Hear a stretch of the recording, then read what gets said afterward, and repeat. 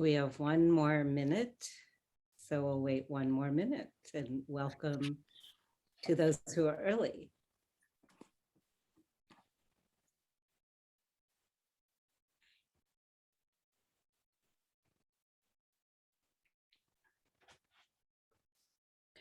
So this evening we are going to be working with chapter 3, Words of My Perfect Teacher by Patrul Rinpoche.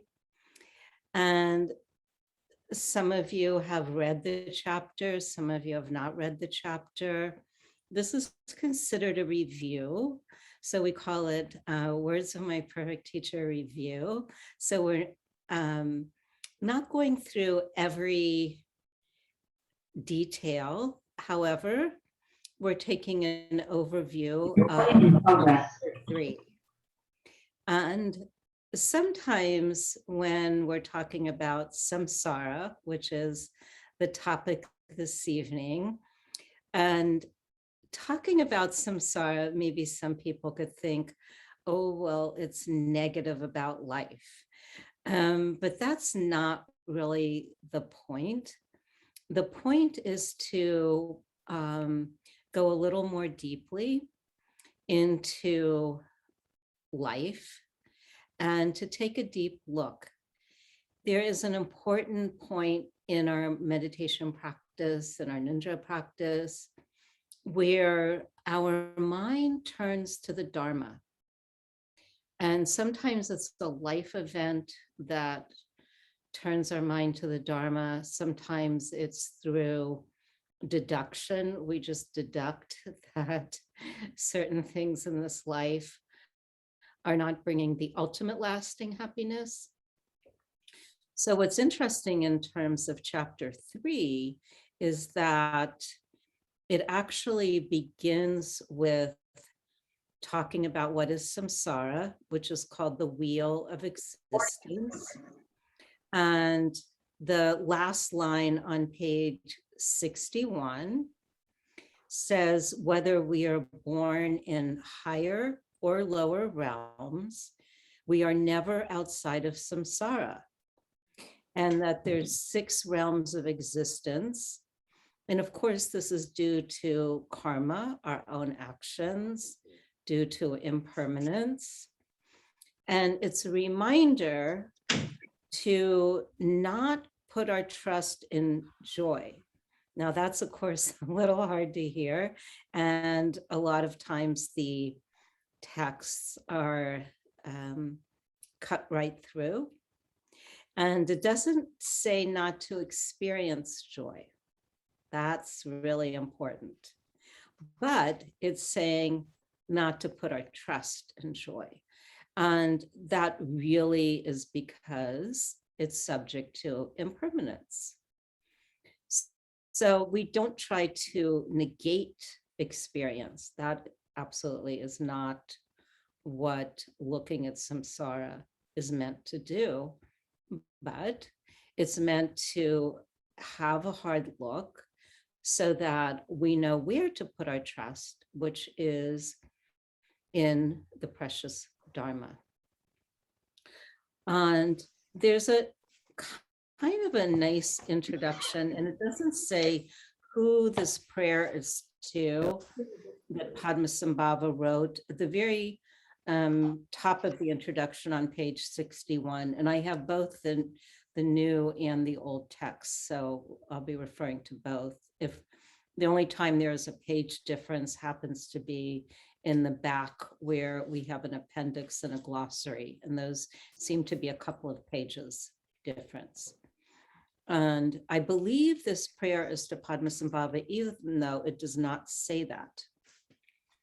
It says, understanding that samsara activities are empty of meaning, with great compassion, you strive only for the benefit of others. Without attachment to samsara or nirvana, you act according to the great vehicle, which is the Dzogchen Ati Yoga. Peerless teacher, at your feet I pray. So the looking at samsara is to also turn our minds towards refuge. Because if it's not in samsara, where is it?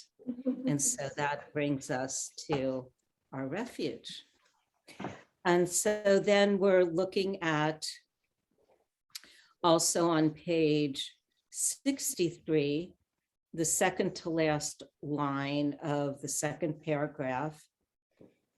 It gives us some direction, resolve in this very life to free oneself from the ocean of suffering and attain the true constant happiness of perfect Buddhahood. So again, what is happening in chapter 3 is that samsara juxtaposed the ultimate happiness of Buddhahood. And that's why we want to take a deeper look, because a lot of times we do enjoy our joy. We do enjoy our pleasant experience, and nothing wrong. You know, as Holiness the Dalai Lama says, live a good life. We want to do that. And at the same time, we want to have an understanding of impermanence, that the momentary experience is not one's lasting happiness, even though we have the good fortune to have the time, the space to practice. Very good. So where does Patrul Rinpoche start with samsara? He starts with the hell realms. Why not? And you might say, well, why do that? Why do we want to look at the hell realms? Well, one of the reasons is that there's somewhere within that long chapter on the 18 hells, it's a lot of hells, that the cause is anger. And so that is something to consider, that there is an emotional cause for these different hell realms. And there's an image that's given right away that there are 8 hot hells stacked on top of each other.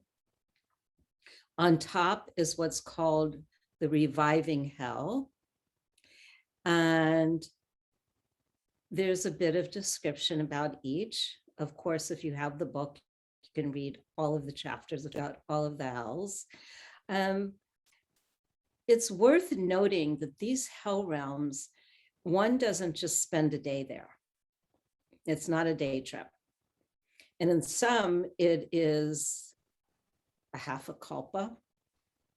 Some it's 5,000 years, some it's 1,000 years. And that is a lot of time to spend in this kind of suffering. So we do want to be careful with our anger. And so we'll start off with the 8 hot hells. They're stacked on top of each other. I kind of had a vision of an apartment building, one floor on top of another, with the reviving hell on top. And why is it called reviving hell? And then on the bottom is the hell of ultimate torment. And there's the reviving hell is the burning embers covering metal ground. And again, it's due to the karma of hatred. And beings see each other as enemies, and they fight with weapons. And they strike all until everyone is slain. And then a voice from the sky says, revive.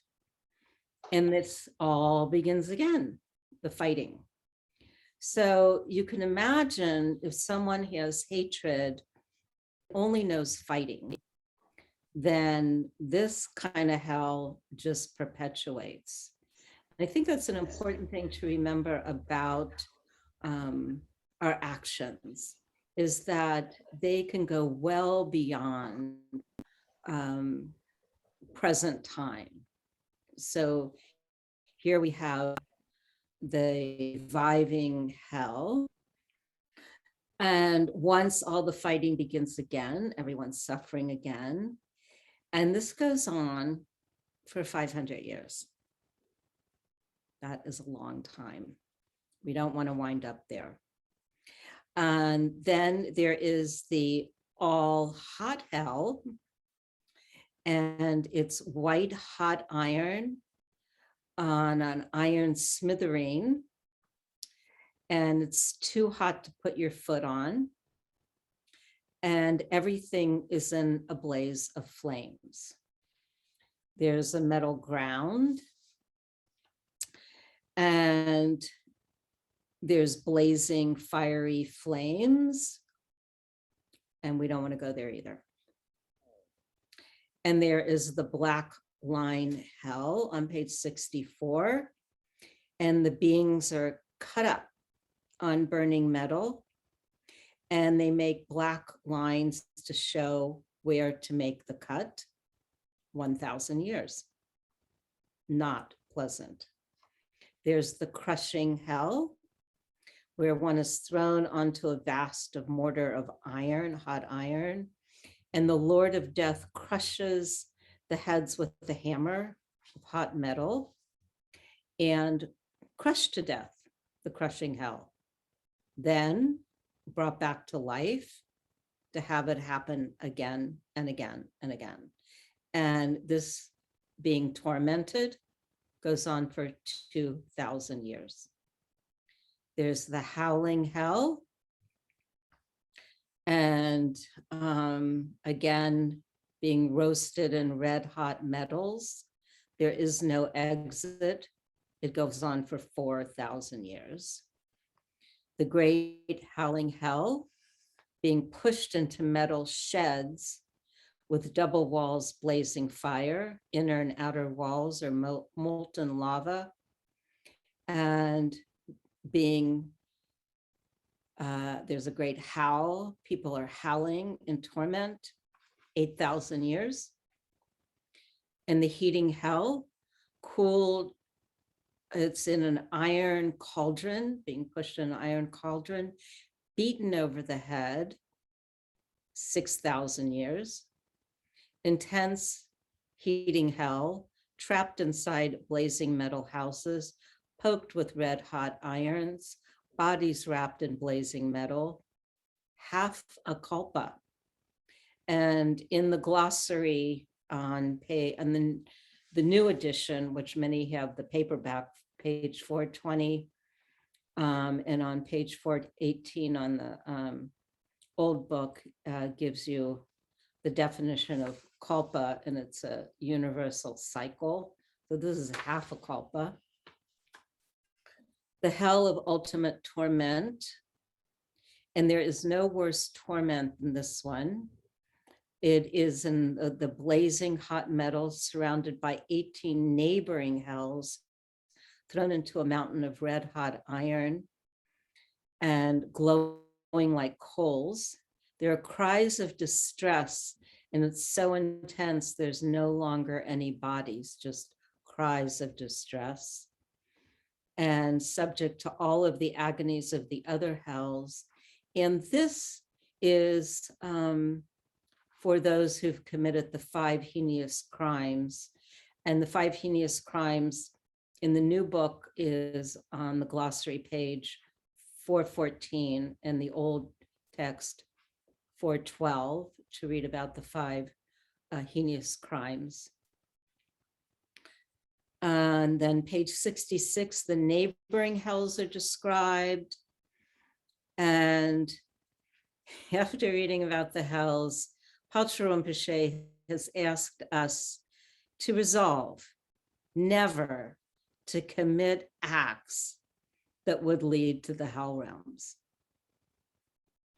So I don't know if some learn this when they're young, or hear about it when they're older. But Patrul Rinpoche says, pray to not do any actions that lead to hell, and then also to pray that all who are in the hell realms be released. And this is something important when we do our prayers. I think, we sometimes say, well, are my prayers going anywhere? But it's the only way through prayers and sharing of merit that beings who have no way to free themselves from the hell realms, and then we're going to talk about the pretas also. So our very actions are important. There's also the 8 cold hells. That's on page 68. Page 69, the ephemeral hells. So those one can read. And then we move on to a very interesting realm called the pretas. So the pretas are hungry ghosts. And we can also look those up in our glossary.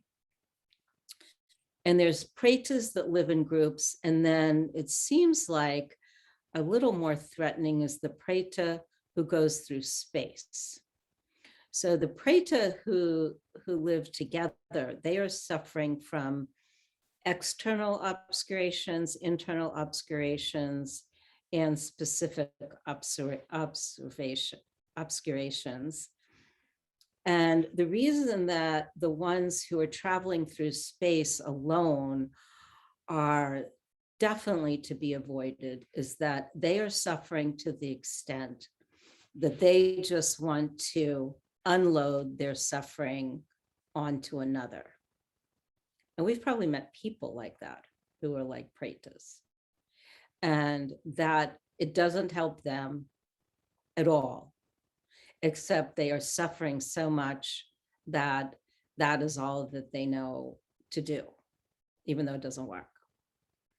And so the pretas start, and it's actually summarized in Words of My Perfect Teacher, that one of the basic causes of a preta being reborn as a preta is miserliness. So it's even more than greed. It's really a not sharing. And then what I found kind of an interesting point, it said, even if somebody is sharing and if a person criticized them, that person is being miserly, and they're the ones who will end up as a preta because they're going against generosity. And why that? Do you know what I mean? Why that? So it's also, it brings people to an extent of not at all being able to be content. So pretas have really weird bodies, like they'll have a tiny mouth and a big stomach, so they can't be satisfied with food or drink if they can even take in food or drink. And so that is where one winds up. And there's stories about how one winds up as a preta, but the main thing is that one is miserly, one does not share, one does not give, one keeps everything to oneself, and they can't really appreciate. And so it goes to an extreme. Of course, there's moments, everybody has moments like that, but this is a way of being. And so it's very hard to get out of a preta body. Even if a preta sees food, they have no way of taking it in, or they see water and they have no way of taking it in. Or some pretas don't even have the ability to come across food or water. And then, of course, the ones with the tiny mouths and the big stomachs, they can never be satisfied. And we know what that's like. So the pretas, and again, that one harmful preta, if you see them, it says that they can actually appear as an animal or a bird or in some other form. So to know about the pretas. And then there is the animal realm. So we're going through the realms. There's the hell realm, the pretas, and the animals. So animals are on page 76 to 78. And we might think, well, maybe it's not so bad. You know, it could be a lap dog or something. But the reason that the suffering in animals is looked at is that for the most part, I mean, I don't know that I know the minds of every animal, but it's said in this chapter 3 that there's no comprehension of what to do and what not to do. So that the ethics that is so basic to Buddhist practice, they don't know how to follow. And many live in fear, and they're exploited in one way or another. They're prey for each other. They're prey to hunters. They're prey to those who are kept for food. And so it's not pleasant, even though they might look cute, but their lives are difficult. And then page 78 starts our human realm. And I know many of us who've studied Buddhism for a long time have heard many of the descriptions of the human realm, but I think it's worth summarizing. So in the human realm, and again, these are called, chapter 3 is called the Defects of Samsara, right? So the defects of the human realm is that there is the suffering of change. You know, people might be having a nice moment or enjoying themselves and something changes. And it can even be something small that's just uncomfortable, could be a sudden death, but there is the suffering of change. There's the suffering upon suffering. You might say it's a bad day, but it's when maybe you get sick and then you're in an accident and then there's death. And that's called the suffering upon suffering. And that happens. You know, I mean, you hear people talk about certain, you know, things that are just unbearable because they just don't stop. And then there are just normal actions that are suffering, and they use the example of tea, of farming tea, moving the goods of the tea, selling the tea, and that all along the way, you know, there are insects that are dying. There are people who are lifting heavy weights. There is maybe going long distances. And all of these are taken a look at as well, even though these are normal activities. And then there is the suffering of birth, sickness, old age, and death. Very classic, yes, from Prince Siddhartha. This is exactly what led him from the palace to seek liberation, to seek Buddhahood. So again, that very classic suffering of birth, when Prince Siddhartha went out with his charioteer, and he, you know, saw an old person, and he saw somebody sick and dying by the road. And so this is a kind of wake up. And many have that kind of a wake up. I've mentioned there was a nun at the time of the Buddha.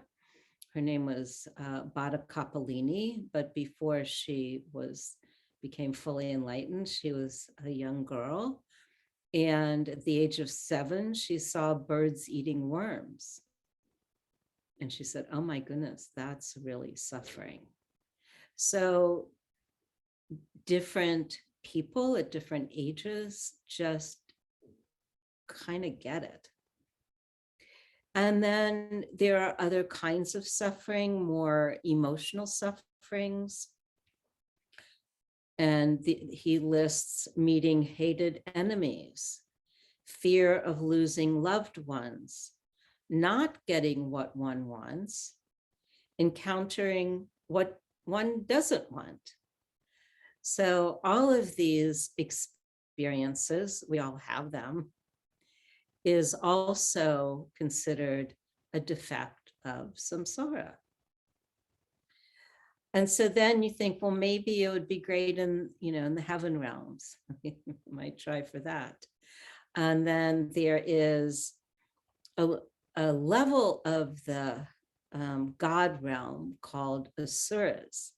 Now, asuras have the karma to have pleasure, to have abundance, but they fight.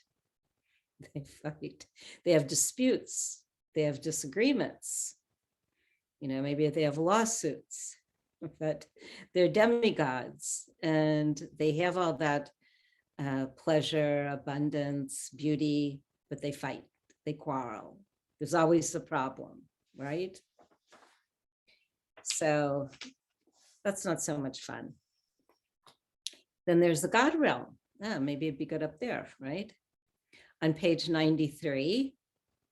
And there, due to good karma, the beings there have perfect health, comfort, wealth, and happiness. Sounds good. And it's throughout their life. But the defects of samsara, it ends. And there's descriptions in the chapter about the deflation of the God realm, of somebody in the God realm, when they're transitioning down to who knows wherever their karma brings them. And they say actually in the chapter that the defect in the God realm is that they don't think of practicing.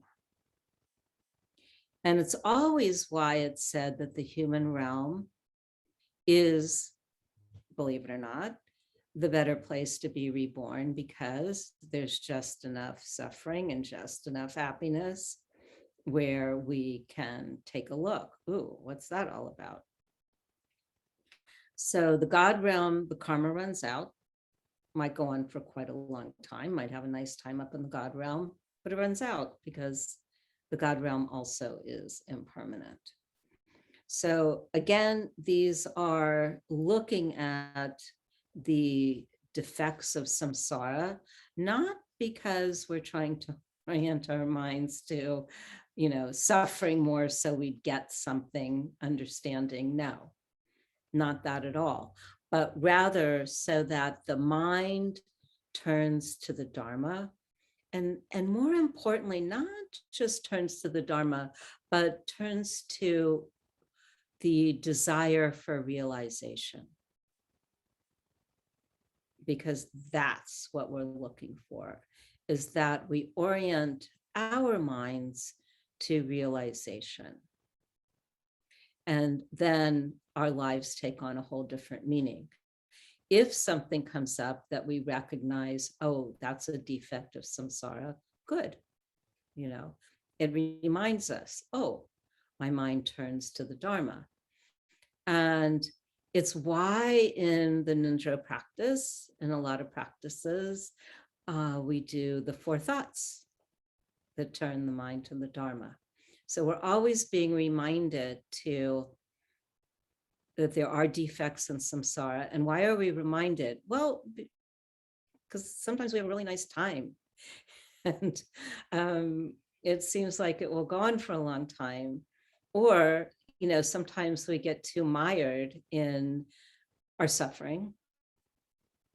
And so it's very important to remember that orienting the mind to the Dharma and orienting the mind to our highest aspiration of Buddhahood is what is going to bring us the lasting happiness. And that's what Patrul Rinpoche is really pointing to, that he wants us to have that lasting happiness.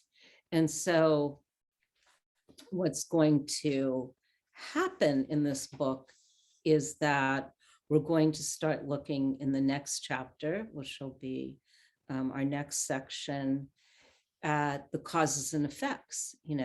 How do we do that? How do we create the causes and effects? Because right now we have created our causes and effects to have the leisure time to listen to Dharma, the leisure time to practice, to be well enough, and we might not be in perfect health like the God realms, but we're well enough. And we have enough food, and we are safe. So right now, we actually are experiencing positive karma, and remembering, we're not in a God realm where we're just loving it, but we're in the human realm where we can look at what is suffering, what is pleasure, what is pain, and then guide our attention to going more deeply into the Dharma. So next time we're going to look at the actions that we can take, the principles of cause and effect. And then we're going to keep moving in the book, and we are going to go to actually the practice of Nundro, because this book goes into the practice of Nundro. And that will be in part 2, and it probably will be for the beginning of the year, which would be a nice time to begin. And then after we take our good examination of the benefits of liberation, because those are always really important to remember, and then how to follow a spiritual teacher. So we'll get a good foundation from Patrul Rinpoche, from Words of My Perfect Teacher, and then move into our a more expanded understanding of our Nundro practice through through part 2, of Words of My Perfect Teacher. So we're getting a good foundation from Patrul Rinpoche. And also I do recommend the glossary. Some of the terms which everyone might not be so familiar with has a nice and brief definition to take a look at and remind ourselves, what is a kalpa, what are the 5 heinous crimes, and so forth, so that we can have a very clear picture of that. So we're going to conclude our presentation for the review. And now this is the time when we do turn off our recording